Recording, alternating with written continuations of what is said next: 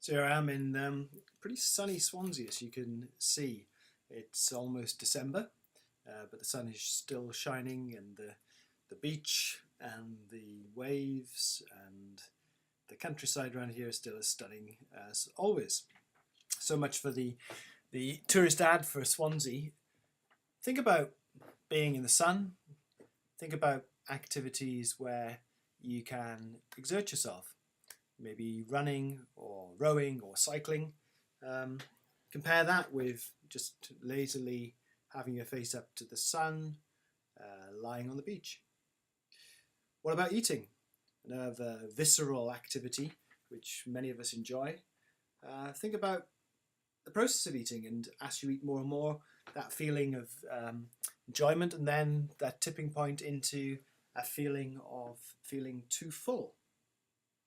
So our bodies are pretty good at dealing with overexposure of any activity, even when it's very pleasurable.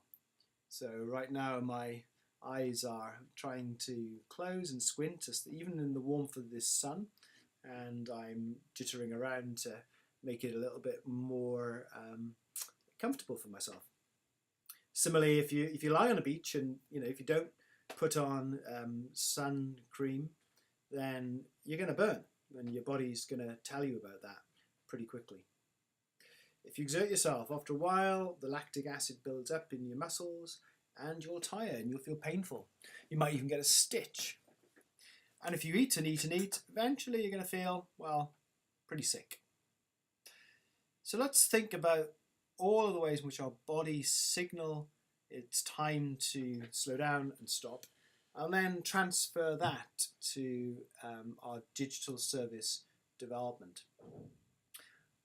In a way, it's counterintuitive from all of the guidance you might get about producing successful viral apps and services. People will tell you that, make your website, make your app sticky. Get your users to stick to them so that they stay and they return and they consume and they engage more and more and more. But what about giving signals to your user that it's perhaps time to put the phone down, to put the app away, to reflect, to rest from your service? Not because you don't want them to come back. People who eat well will eat well again tomorrow. People who enjoy exercise, after their rest day, will come back to it with more vigour.